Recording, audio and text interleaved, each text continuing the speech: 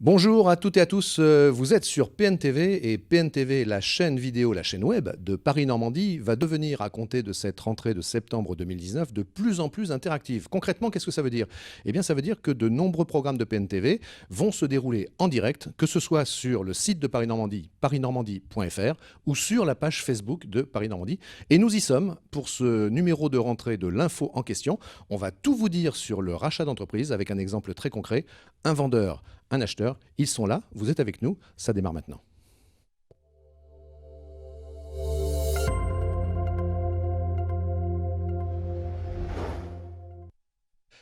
Bonjour Marc-Antoine Troletti. Bonjour, alors vous êtes le patron, comment dire, enfin le dirigeant de Socor Troletti, une Exact. entreprise de BTP, et on va vous qualifier ce soir de vendeur, parce que vous vendez votre entreprise. Et puis avec nous, Paul Letellier. Bonjour Paul. Bonjour. Je me permets Paul, parce qu'on vous a déjà eu sur notre plateau, d'ailleurs tous les deux, et vous êtes qualifié ce soir sur ce programme d'acheteur, puisque vous rachetez Socor Troletti, vous êtes le dirigeant d'une entreprise qui a une belle saga familiale, deux entreprises familiales hein, d'ailleurs dans les deux cas, Oui. qui est le groupe L'Hôtelier, également, bien sûr, et c'est cohérent, dans le BTP. Vous êtes aussi avec nous, on est tous ensemble, vous les internautes qui nous regardez, soit sur parisnormandie.fr, soit sur la page Facebook de Paris Normandie. Eh bien, vous commentez, vous réagissez, et je vous promets de prendre toutes vos réactions. N'hésitez pas à questionner. L'objectif de ce programme, c'est de tout vous dire le plus concrètement possible sur ce qu'est le rachat et ce qu'il sous-entend, bien sûr, quand une entreprise en acquiert une autre. On en entend parler dans les médias, dans la vie économique, telle entreprise rachète. Souvent, ça peut être associé d'ailleurs via les médias à des images qui ne sont pas toujours négatives. Et bien là, on va voir que voilà, c'est une belle histoire que vous allez nous raconter. L'information, c'est donc deux entreprises qui n'en font plus qu'une. Et puis les questions que ça pose, c'est comment cela se passe concrètement. Alors, Marc-Antoine Troletti, en quelques mots, hein, on essaie d'être très synthétique en quelques mots pour qu'on comprenne ce qu'est Socor Troletti. Donc Socor Troletti, entreprise familiale créée en 1944 à Grand Quevilly, près de Rouen, par mon grand-père. Donc 75 ans d'existence, 105 salariés, 18 millions de chiffre d'affaires et qui intervient dans le domaine des travaux publics, plus précisément du génie civil et industriel, des ouvrages de voirie, des ouvrages routiers et un peu d'activité de bâtiment. Voilà. Sur un territoire qui est le grand territoire métropolitain rouennais. Alors, encore une fois, puisque les premiers internautes sont connectés, sont avec nous, on vous dit bonjour. Il y a Dab qui est avec nous, il y a Claudine qui est avec nous, il y a Laurent, il y en a d'autres. On souhaite être le plus concret possible, messieurs. Hein. Vraiment, ne pas parler un jargon de professionnel. Comme je dis toujours, parler des mots simples en français. Ça tombe bien dans les TP en général, on est très concret. Alors, dans les TP, on est très concret, très proche de la réalité et très proche du terrain. Donc, voilà, on essaie vraiment de faire de la vulgarisation, de la pédagogie pour essayer qu'on comprenne tous ce que ça sous-entend. Et merci encore à nos deux invités qui jouent le jeu. Hein. Vous jouez le jeu du langage clair et direct, de la transparence. Même question à Paul Letellier. Le groupe Letellier, en quelques mots très rapides, qu'est-ce que c'est? Qu'est-ce qu'il faut comprendre de cette entreprise? L'hôtelier, 200 millions de chiffre d'affaires. Nous sommes 1000 collaborateurs en France, plus 600 à l'international. Nous sommes des pros des métiers de la construction et des matériaux de construction. On est présent sur les territoires de la Normandie et territoires des Hauts-de-France. Et on tangente le nord de la région parisienne. On a l'impression, sans doute à tort, que le rachat d'une entreprise et la cession d'une entreprise, c'est beaucoup de technique. Alors oui, sans doute, ça l'est. Il faut étudier des bilans, des comptes d'exploitation, il faut valoriser l'entreprise. On va essayer d'expliquer, encore une fois, concrètement, ce que ça sous-entend. Mais moi, j'ai bien l'impression que c'est d'abord une histoire d'homme. Est-ce que vous êtes d'accord avec ça? Lequel répond? Je vais laisser répondre Paul pour commencer. Allez, dites-nous, Paul Letellier. De la technique, bien sûr, il en faut. On est dans des métiers de techniciens, de bâtisseurs. On est dans le matériel. Mais je dirais, comme beaucoup de choses dans la vie, c'est une histoire de bonhomme, une histoire d'amitié, une histoire de connexion qui peut se faire à un moment donné. Et c'est ce qu'on a vécu à travers ce rapprochement de nos deux entreprises et du rachat de l'entreprise Socor Troletti. Marc-Antoine Troletti. Oui, bien sûr, je confirme, c'est d'abord une aventure humaine, bien sûr, mais c'est aussi, et c'est pas incompatible, une histoire d'opportunité, parce qu'on est aussi dans le monde des affaires et de l'entrepreneuriat. Et donc c'est important pour une entreprise de saisir une opportunité, dans un sens, dans un autre, soit d'acheter, soit de vendre. Et donc lorsqu'il y a une fenêtre de tir et qu'un certain nombre de conditions sont réunies, eh bien ça donne l'occasion aussi à deux entreprises de devenir ensemble plus fortes et de préparer un avenir radieux pour les deux entreprises et surtout pour leurs collaborateurs et une offre intéressante pour le territoire. Nos deux hommes, nos deux entrepreneurs, l'acheteur et le vendeur, donc confirment effectivement, c'est aussi une histoire humaine. Et pour essayer de sentir qui ils sont, quel est l'humain qui se trouve derrière le professionnel que représente chacun d'eux, regardez, on a choisi deux petits extraits puisqu'on les a déjà reçus dans des programmes précédents. Je vous propose de vous faire une idée avec un bref extrait qui concernait Marc-Antoine Troletti. Regardez. C'était un vrai challenge parce que je n'étais pas forcément prédestiné pour faire cela. Et j'ai coutume de dire que dans la vie d'un homme, les grandes décisions de notre vie, se marier, avoir des enfants, chercher un travail, on les prend rarement avec des critères cartésiens objectifs, mais très souvent avec des critères intuitifs. Au final, c'est l'intuition qui nous amène à prendre des décisions. Et c'est vrai que la décision que j'ai eue maintenant plus de 25 ans, de proposer à mon papa de venir travailler avec lui et de lui succéder, est une décision qui relève plus de l'intuition que d'autres choses et que je ne regrette pas, même si elle était ponctuée de beaucoup de difficultés, beaucoup d'obstacles. Mais voilà, c'est la vie de l'entreprise, c'est la vie de l'entrepreneur. J'ai eu un père avant moi, j'ai eu un grand-père. Je suis la troisième génération et vous savez ce qu'on dit souvent, la première génération elle crée, la deuxième elle développe et la troisième, on dit souvent de manière sous la forme de boutade, elle bouffe la baraque. Alors j'ai essayé très modestement de ne pas bouffer la baraque et pendant ces 25 ans maintenant, voilà, c'est un vrai challenge et surtout un plaisir et un honneur. Marc-Antoine Troletti d'un programme qui s'appelait C'est juste entre nous, que vous pouvez retrouver d'ailleurs sur pntv.fr. Est-ce qu'on peut vous appeler, Marc-Antoine Troletti, le dirigeant intuitif ? Ça devrait être un pléonasme, parce qu'en réalité, un dirigeant qui n'est pas intuitif, c'est compliqué pas un d'être bon dirigeant. dirigeant. Je pense que l'intuition fait partie des critères essentiels dans l'acte de décider, même s'il n'est pas suffisant. Vous savez, on est composé à la fois de notre tripes, de notre cœur et de notre cerveau. Et on passe notre vie à essayer de trouver un équilibre entre les trois. Donc le dirigeant, c'est celui qui essaye de se rapprocher le plus possible de l'équilibre entre les critères intuitifs, les critères cartésiens, c'est important aussi, et puis bien sûr le cœur, parce que le cœur, c'est le centre des émotions. Et les émotions sont aussi importantes et nous guident aussi dans nos choix. Vous fonctionnez tant à l'intellectuel qu'à l'intuitif, tant avec le cœur qu'avec la raison, vous diriez ? Bien sûr, j'essaye de trouver un équilibre en permanence. Bien sûr. D'abord parce que quand on est entrepreneur, on compte et on calcule, donc il faut être cartésien, il faut apprendre à savoir compter, il faut savoir avoir un raisonnement extrêmement cartésien. Mais à côté de ça, les critères intuitifs sont absolument essentiels. Et puis, enfin, les critères affectifs et d'émotion. D'abord, on apprend à gérer nos émotions, parce qu'on fait un métier où il y a beaucoup d'émotions, parfois des négatives d'ailleurs, il faut les gérer, il faut les maîtriser. Et puis ensuite, ces critères de cœur nous guident aussi dans nos choix. On a choisi un deuxième extrait qui caractérise Paul Letellier. Alors écoutez, je fais avec ce qu'on a, c'est-à-dire qu'on n'a pas non plus des heures et des heures de programme qui vous concernent. Mais voilà, si peut-être nous avons un intuitif à ma gauche, peut-être qu'à ma droite, on a un terrien. Vous allez comprendre. Vous êtes amoureux de la terre. Qu'est-ce que ça représente pour vous ? Pour moi, c'est vraiment la terre nourricière qui nous a construit en tant que bâtisseur. On a extrait les matériaux de la terre pour construire. Et je trouve que aussi là, on s'est, de ces dernières décennies, beaucoup trop éloigné de la terre. Et notre terre normande est d'une richesse énorme. Et je trouve qu'il y a plein de choses à faire localement, et là avec une vision de cœur et une vision d'économie, avec la terre de nos territoires. La terre pour nourrir, la terre pour soigner. Et je pense que ça, ce sont des enjeux qui seraient intéressants à travailler sur nos territoires avec une vision moderne, modernisée.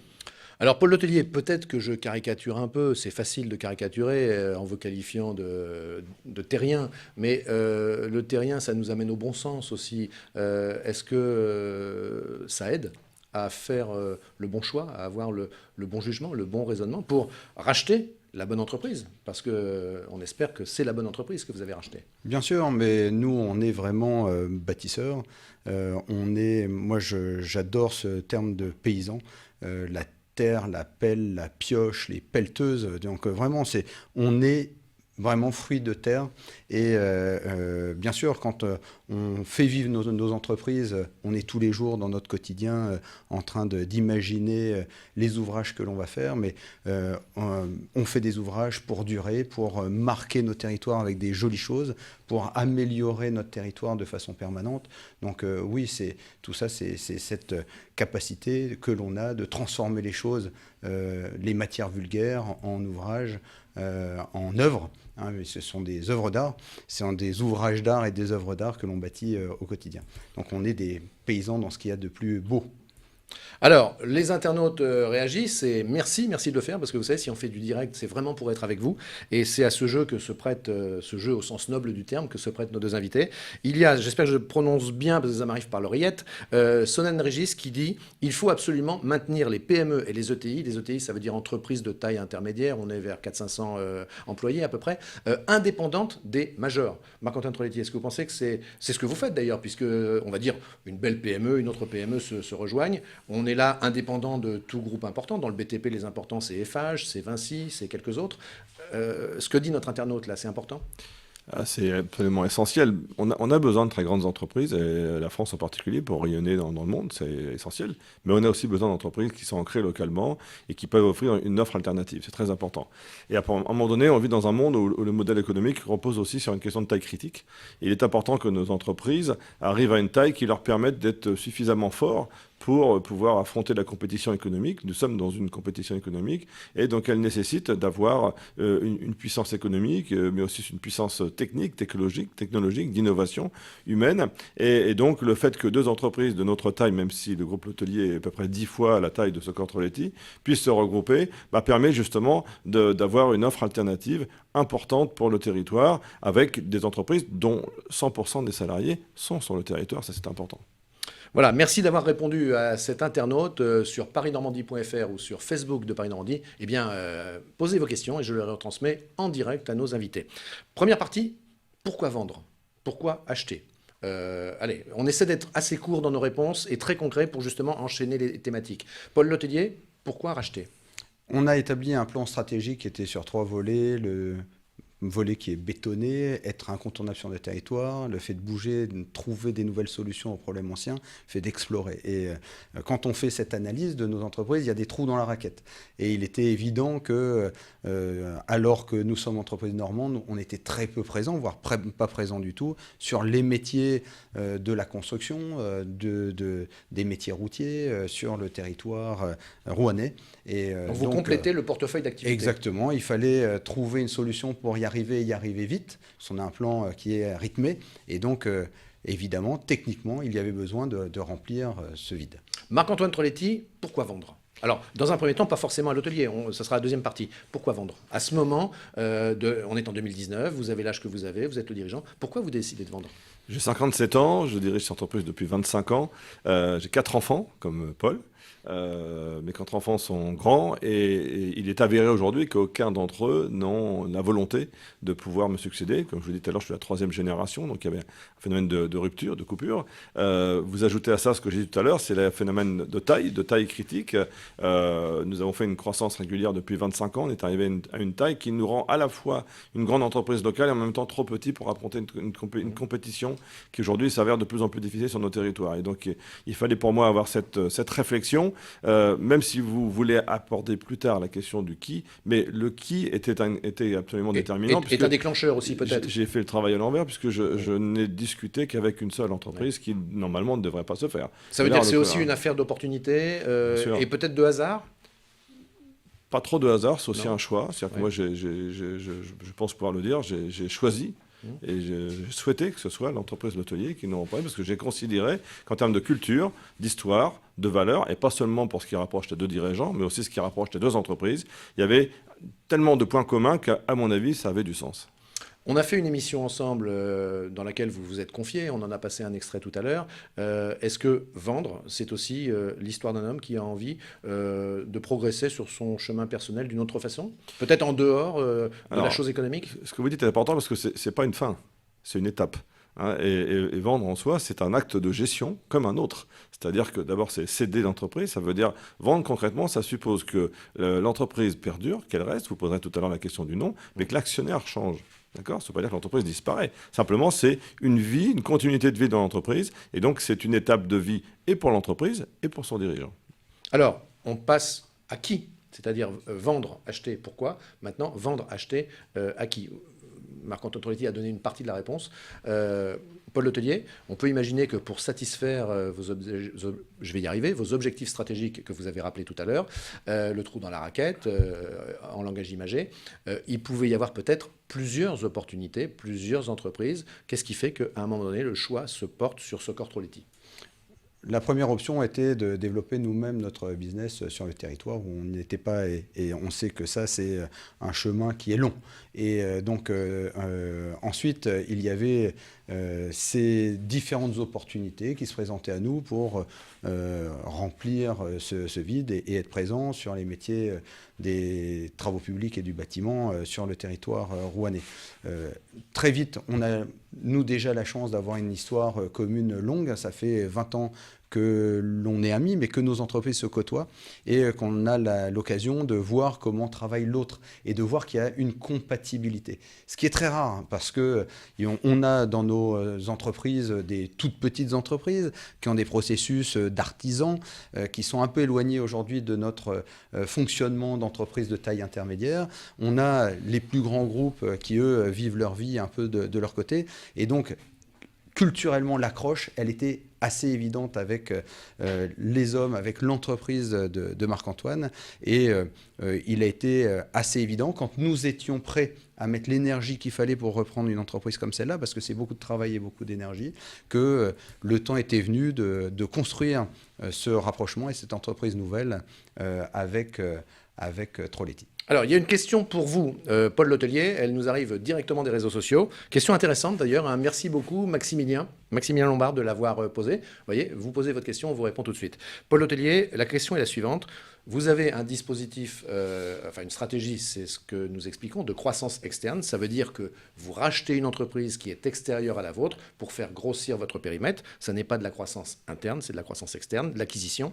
Et Maximilien vous demande, est-ce que dans ce cas, vous vous adaptez finalement à l'univers de l'entreprise rachetée, ou est-ce qu'une fois l'entreprise rachetée, vous dupliquez sur elle le modèle qui est le vôtre de gestion, d'organisation, de développement? Question intéressante. Bien sûr, en croissance externe, quand on est une boîte de taille intermédiaire comme la nôtre, on aborde la chose avec aussi beaucoup d'humilité. Et en considérant que l'entreprise que l'on achète, on achète l'entreprise à part entière. C'est-à-dire avec aussi les qualités qu'elle apporte. Et le danger serait d'arriver avec un rouleau compresseur et d'écraser l'entreprise existante pour pouvoir appliquer un peu bêtement tous les processus de mon entreprise. Ce qui pourrait se faire dans le BTP d'ailleurs. Ce qui pourrait se faire dans le BTP avec des bulldozers, des rouleaux compresseurs. Et des pelles mécaniques. La volonté aujourd'hui, c'est que 1 plus 1, ça fasse 3, c'est-à-dire d'accumuler, d'ajouter les qualités de l'un et les qualités de l'autre, les qualités des hommes de chez Troletti et les qualités des hommes de chez L'Hôtelier. Et c'est ça qui est assez magique de voir cette alchimie, parce qu'on n'était pas certain que ça marche. Bon, évidemment, nous deux, avec enthousiasme, avec passion, on a proposé ce projet-là à nos collaborateurs, et ensuite ils ont pris ce projet en main, et ils sont en train d'en faire quelque chose de magnifique, qui nous échappe d'ailleurs un peu. Marc-Antoine Troletti complète. Oui, ce qui est très intéressant, c'est que moi, ce que j'observe depuis des années chez L'Hôtelier, c'est une entreprise qui a fait un choix par le haut, par la technique, par la valeur ajoutée et par la qualité. Ce qui n'est pas forcément le choix de toutes les entreprises de BTP, et en particulier des grandes entreprises qui sous-traitent à outrance. Et j'ai trouvé intéressant, pour une entreprise comme la mienne, de lui apporter de la compétence technique, de la valeur ajoutée technique, scientifique, de la qualité dans le travail. Et ça, c'est un point essentiel, parce que je pense que l'avenir de nos professions, l'avenir de notre métier, peut-être même l'avenir de l'humanité, passe par l'amélioration de la qualité dans l'ensemble des produits, et en particulier dans nos métiers de construction. Je me permets de prolonger la question de notre internaute en vous demandant, peut-être c'est trop tôt pour le dire, j'en sais rien, enfin choisissez votre réponse, une entreprise qui s'appelle L'Hôtelier, une entreprise qui s'appelle Socor Troletti, qu'est-ce qu'on fait? On garde les deux noms, on garde un seul nom, on en invente un autre? Je peux répondre là-dessus, ça fait partie de la base de nos conversations. Quand on rachète une entreprise, on l'achète, comme je le disais, à part entière, et le nom est une valeur de l'entreprise. C'est presque un actif. Et bien sûr, c'est un actif, c'est vraiment un actif. Quand il est associé à une réputation, à une image positive, à un attachement des hommes au nom, et il serait absolument crétin de casser de la valeur en arrivant. Et c'est pour ça qu'on est attaché à l'entreprise de Troletti, à ses hommes et à son nom. Vous êtes avec nous, hein, vous êtes avec nous en direct. On est sur parisnormandie.fr, on est sur la page Facebook de Paris Normandie. Alors n'hésitez pas. Alors c'est vrai que quand on parle de rachat d'entreprise, on est avec des chefs d'entreprise, ça peut paraître quelquefois un peu compliqué. Compliqué ou complexe, hein. Je sais qu'il faut faire la différence depuis qu'on a fait un plateau ensemble. Bien d'accord. Voilà. Alors je ne veux pas dire compliqué, je vais dire complexe.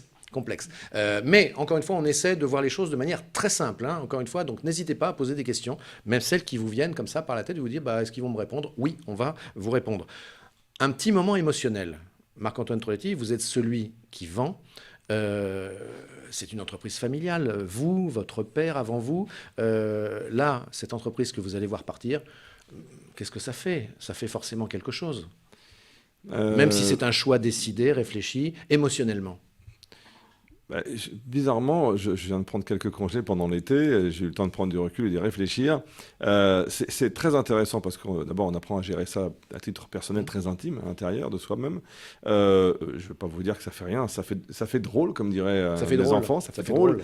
Mais en même temps, c'est extrêmement exaltant. C'est très enthousiasmant, précisément parce que le contexte particulier, et là on est sur un cas particulier, chaque cas de vente d'entreprise est différent, mais le contexte particulier de la relation personnelle, de la relation de nos salariés, et ce qui est en train de se passer, je constate là, depuis quelques semaines entre nos équipes différentes, est assez extraordinaire, et donc c'est très enthousiasmant, donc moi je n'y vois que du positif, et puis surtout je dirais qu'un chef d'entreprise il doit se préoccuper d'abord et prioritairement de l'avenir de son entreprise et de ses collaborateurs, avant son avenir personnel. Et moi ce qui me plaît, et ce qui m'honore, c'est que cette opération, elle permet de pérenniser l'entreprise, les emplois et de donner un avenir et des perspectives à nos collaborateurs. N'oubliez pas que nos collaborateurs, demain, vont dans un groupe qui va peser 1500 salariés avec des opportunités de carrière bien plus importantes pour eux. Donc ça, c'est formidable. Tous ceux qui nous regardent, puis peut-être moi aussi, on se dit que lorsqu'il s'agit de rachat d'entreprise, eh bien, tout de suite, il y a peut-être une inquiétude, effectivement. D'ailleurs, c'est fondé, pourquoi pas, ça peut être logique. Donc, dans le cas présent, l'inquiétude, c'est quoi? L'inquiétude, c'est l'inquiétude de la réduction d'emploi. L'inquiétude, c'est des économies d'échelle que peut avoir envie de faire l'acheteur. Si on veut être un peu cru, on peut parler de l'inquiétude face à une éventuelle casse sociale. Qu'est-ce qu'il en est dans votre cas? Alors, question peut-être un peu difficile, mais... Oui, c'est pas une question difficile du tout, hein, c'est une question réaliste. Je pense qu'on parlait d'émotion tout à l'heure, il faut mettre l'émotion au bon endroit. On est aujourd'hui dans une opération, dans un contexte particulièrement favorable, avec une idée d'augmentation. On a dit que notre objectif, c'est de faire de 1 + 1, faire au moins 3. On est dans des métiers où il y a beaucoup d'engagement et le choix des femmes et des hommes qui nous accompagnent est toujours très compliqué. Et nos hommes et notre principal actif, on parlait tout à l'heure du nom, mais c'est les femmes et les hommes qui sont l'actif de nos entreprises. Et, alors concrètement, Paul Letellier, pardonnez-moi, qu'est-ce que ça veut dire? Ça veut dire que, évidemment, on a d'abord acheté les femmes et les hommes de Troletti, et c'est la valeur, et on a acheté parce que les hommes et les femmes de Troletti sont les meilleurs sur le territoire. Et point. Et donc, il n'est pas question d'en larguer un seul. On grossit l'effectif. Et on grossit l'effectif. Et on va proposer à tous ces gens des opportunités, comme Marc-Antoine le disait, avec une volonté de faire plein de nouveaux métiers, d'aller sur plein de nouveaux territoires. Et donc, je pense que c'est aussi pour ça qu'on a reçu un accueil aussi chaleureux et favorable à cette proposition quand on a eu à le présenter, à leur présenter le projet. Lequel des deux est allé vers l'autre le premier? Je crois que c'est moi. Il me semble bien. Et c'est toujours quand on se souvient du premier bal avec son épouse. Ouais. En fait, on se côtoie régulièrement, on se connaît bien. Nos papas se connaissaient aussi, donc on se croise très très régulièrement. Dans des moments difficiles de ma vie, Paul a toujours été présent. C'est des choses qu'on n'oublie pas. C'est-à-dire qu'il y a une vraie amitié, il y a un vrai respect aussi. Voilà, et je pense que c'est venu un peu naturellement au fil de nos conversations, comme ça. Au départ, on se voit pour parler affaires, parler business, et puis finalement, dans la conversation, on se dit et pourquoi pas, et ce qui au départ est une hypothèse devient une idée, et puis d'une idée ça devient une interrogation et ensuite un travail. Vous avez parlé tout à l'heure du travail long et fastidieux d'analyse, et comme Paul vient de le dire, le travail le plus long d'analyse, celui d'analyse des forces humaines et des ressources humaines. Ce qui est long dans une chaîne d'entreprise, c'est pour l'acheteur d'analyser les forces en présence et la réalité de la compétence, du savoir-faire et de la qualité des ressources humaines de l'entreprise dont ils vont faire l'acquisition. Donc c'est probablement, alors même s'il y a aussi une analyse des chiffres, une analyse... Oui, vous sous-entendez que l'analyse des comptes, le bilan, le compte d'exploitation, les perspectives de marché, tout ça c'est plus simple? C'est plus rapide en tout cas? Non, c'est pas plus rapide, c'est aussi important et ça prend aussi du temps. Mais c'est forcément très long d'analyser les forces humaines en présence, bien sûr. Parce qu'il faut voir les personnes et il faut voir tout le monde en face. Et une chose qui m'a frappé, quand on a commencé à discuter très sérieusement avec Paul et qui, moi, m'a plu et qui m'a enthousiasmé, c'est que Paul m'a dit je ne prendrai pas une décision seul. C'est-à-dire qu'on avancera dans cette démarche que si l'ensemble de mes collaborateurs directs sont unanimement favorables au rachat de l'entreprise. Et ça, j'ai trouvé que c'était une démarche très intéressante. Paul L'Hôtelier, l'acheteur, est-ce qu'il y a un moment où l'acheteur a une petite phase de doute, ça y est, le processus est enclenché, et est-ce qu'il y a des moments où on se dit, tiens, et si j'avais pas fait le bon choix, et si je m'étais trompé, Bien sûr. et si j'avais été trop audacieux? Ça, en tant qu'entrepreneur, c'est des choses qu'on vit au moins plusieurs fois par jour. Et le doute, évidemment, fait partie de notre quotidien. Avec Marc-Antoine, il faut savoir qu'on se connaît très bien, qu'on a même monté des affaires ensemble sur des projets ambitieux de recyclage, de valorisation des matières. Donc ça rassure. Donc, voilà, le fait de travailler sur des projets ensemble, ça rassure. Ensuite, bien sûr, vous voyez que l'entreprise Troletti, c'est 20%, c'est 10% de mon activité. On parle de 105, 110 personnes. Donc, évidemment, c'est de l'engagement. Mais ça minore le risque. Ça minore le risque, mais c'est quand même un engagement total. Et comme le disait Marc-Antoine, ça, c'est plus dans des entreprises comme la mienne, simplement une affaire de chef d'entreprise. Et on parle vraiment d'une affaire, d'un projet d'équipe. Et c'est l'ensemble de mes équipes du top management qui se sont appropriés le projet et qui ont fait leur propre parcours dans l'entreprise, leur propre analyse, sont allés rencontrer les différents acteurs, les différents interlocuteurs dans tous les domaines, que ce soit des métiers support ou des métiers techniques, sont allés voir les chantiers et ont fait leurs conclusions qui étaient à l'unanimité positive. Voilà, Marc-Antoine. Oui, et je rajouterais, parce que c'est important, je crois, de le dire, que c'est aussi une très belle école d'humilité pour celui qui vend, parce qu'il faut accepter d'ouvrir son entreprise, d'ouvrir les portes, voilà, sans tabou, de tout montrer. Et quand on montre tout, on montre ce qui va bien, mais on montre aussi ce qui va moins bien, les progrès qu'on a à faire. Il faut accepter aussi de montrer, de mettre en face de ton interlocuteur les faiblesses de son entreprise. Et ça fait du bien aussi, c'est assez intéressant comme démarche, je dois dire. Qui dit rachat dit forcément qu'un des deux sort son carnet de chèques et qu'à un moment donné, il faut écrire un montant. Première question, on essaie encore une fois d'être tout simple et rapide, on va s'acheminer progressivement vers la fin de ce programme. Comment on fixe le prix d'acquisition? Et puis, est-ce qu'éventuellement, dans votre cas, on peut citer un chiffre? Le chiffre, je ne vous le sortirai pas parce que ce n'est pas très intéressant. Quand on est sur un processus d'acquisition, on regarde les actifs. On en a parlé avec le nom, avec les hommes. On regarde, nous, on est dans des métiers avec du gros matériel, des équipements qui valent cher, qui s'usent aussi beaucoup. Et donc, c'est ça qui pèse à côté de la capacité de l'entreprise à un instant T à gagner des sous. Et donc, nous, augmenter de cette entreprise, qu'est-ce qu'on va pouvoir en faire et comment est-ce qu'on va pouvoir l'emmener sur un nouveau projet. Et donc, je dirais que ça fait partie, c'était peut-être 1% de nos conversations, parce que nous tous, chefs d'entreprise, on connaît à peu près la valeur de nos boutiques. C'est jamais ça qui est le barrage. C'est pas une pierre d'achoppement, c'est-à-dire qu'on se met... On n'est pas dans des métiers hyper spéculatifs. Vous vous êtes dit, autrement dit, vous vous êtes mis relativement facilement d'accord? On s'est mis très facilement d'accord avec les propriétaires et ça a été vraiment le sujet qui a été le moins discuté, puisque quand on arrivait avec un prix, déjà le vendeur avait à peu près ce prix-là, le même prix dans la tête. Et on n'est pas sur des choses où il peut se passer des choses miraculeuses dans un sens ou dans l'autre. Et donc, c'est une partie très facile. Et donc, il faut complètement démystifier ça. Les prix d'achat et de vente, ce n'est pas ce qui fait que les affaires se font ou ne se font pas. Je confirme, les conditions de fonctionnement futures sont beaucoup plus importantes. Alors la raison pour laquelle on ne peut pas donner le prix, il y en a une supplémentaire, c'est que je ne suis pas le seul vendeur, c'est que j'ai aussi des co-actionnaires familiaux, et donc je ne veux pas donner un prix, alors que je ne sais pas si les autres actionnaires ont envie de le connaître. Et puis Paul a raison, au-delà de ça, ce n'est pas le plus important. Ce qu'il faut quand même bien comprendre, c'est qu'une entreprise de BTP, ce sont des métiers où les rentabilités sont extrêmement faibles, très très faibles, elles tournent aux alentours de 1, 1,5%, de 2% dans les bons cas. Donc il faut que le grand public comprenne bien que si on veut devenir milliardaire, c'est pas en créant une boîte de BTP, en la vendant. Donc vendre son entreprise, c'est pas d'abord une dimension spéculative. C'est pas ça. C'est d'abord avoir le souci de sa pérennité, de son avenir et puis de la valeur ajoutée que l'on va créer. On finit, messieurs, sur l'humain. Le vendeur, il explique, bien sûr, son choix à toutes ses équipes. J'imagine que ce n'est pas très compliqué de dire l'entreprise va bien, le groupe hôtelier va bien, on va grandir, on fait de la croissance externe, on rachète une entreprise. Ça veut dire qu'il n'y a pas de souci à se faire.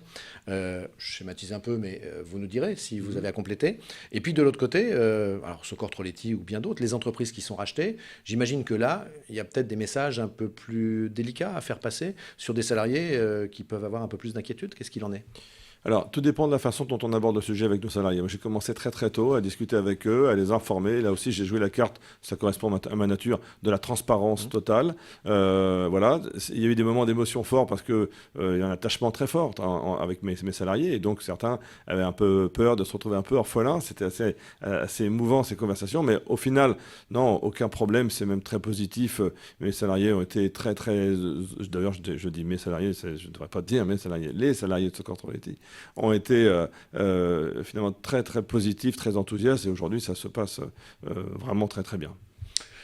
Ben écoutez, messieurs, merci de jouer ce jeu de la plus grande transparence possible. Je ne repars pas avec un prix, mais ça, on peut le comprendre.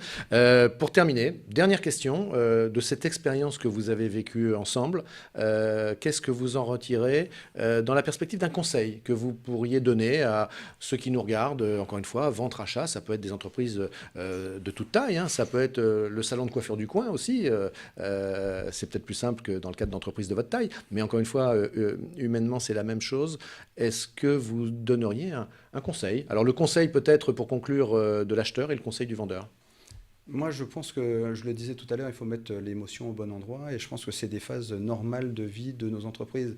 Nous, par exemple, dans le BTP, on a vécu 10 années épouvantables et il aurait pu se passer dans nos entreprises des catastrophes. On a été à la barre, ça n'a pas été facile toujours. Ça va mieux maintenant. On a réussi à passer à travers cette phase-là. Et donc, pour nous, le fait, comme le disait Marc-Antoine, d'acheter pour moi, de céder pour lui, fait partie d'une action de bonne gestion de nos entreprises. Et il faut dédramatiser ça. Se faire racheter, vendre une entreprise ou en racheter une, ça fait partie du cycle de la vie et c'est plutôt encourageant et on devrait moins mettre de drame autour de ça. Vous sous-entendez que très souvent il y a trop d'émotionnel? Il y a beaucoup trop d'émotions. C'est surtout comme en général pour les Français, il y a trop de peur. Ouais. Et pour moi, il faut voir ces épisodes-là. Vous dites pour les Français parce que vous travaillez aussi en Inde et au Canada. Parce que j'ai la chance de travailler sur d'autres continents et où il n'y a pas du tout la même peur du demain, de la grande crise. Alors, le conseil du cédant. Alors, c'est marrant d'ailleurs parce que on dit jamais tellement vendeur dans le rachat. On dit le cédant.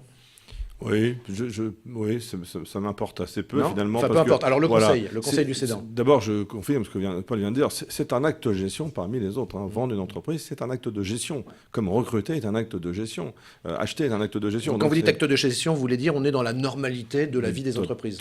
Totalement. La seule chose qui est importante, c'est que la préoccupation de celui qui vend doit être d'abord l'intérêt de l'entreprise. L'entreprise, c'est une personne morale, il ne faut pas l'oublier, qui est composée de femmes et d'hommes et d'actionnaires, bien évidemment. Et donc, c'est l'intérêt général de toutes les parties prenantes de l'entreprise. C'est la seule chose qui est importante. Alors, le conseil du vendeur. Je rejoins complètement Paul. Il faut dépassionner. Alors, quand on connaît mon caractère, c'est pas toujours simple, mais il faut dépassionner. Il faut être extrêmement pragmatique. Très pragmatique, et puis agir dans l'intérêt unique de l'entreprise et jouer la transparence, c'était extrêmement important. Et porter, alors c'est très difficile, je vais peut-être terminer par une métaphore. J'ai 4 enfants, il n'y a rien de plus difficile pour un père de famille que de porter un regard objectif sur sa progéniture.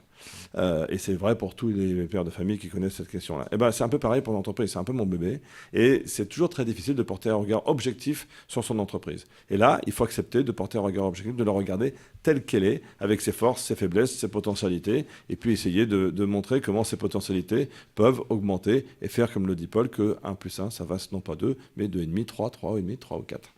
Eh bien, merci beaucoup. Merci Paul L'Hôtelier, dirigeant du groupe L'Hôtelier. Puis merci Marc-Antoine Troletti, qui était, allez, on le met au passé, qui était le dirigeant de Secours Troletti. Vous pouvez le mettre au passé, puisque c'est un passé depuis Voilà. maintenant 1 mois et demi. Voilà. Voilà. Et je suis très fier de tout cela. Merci beaucoup. Et puis on espère qu'on vous a intéressé. On était en direct, mais ce programme, bien sûr, va être reproposé dans très peu de temps en replay sur pntv.fr. On vous a peut-être un peu surpris comme ça de reprendre à la rentrée un programme en direct. On l'avait fait beaucoup pendant l'Armada. Eh bien, sachez que sur pntv.fr, maintenant, et sur Facebook Paris Normandie, eh bien, maintenant, de plus en plus, on va être en interaction avec vous. À bientôt pour un nouveau numéro de l'Info en question.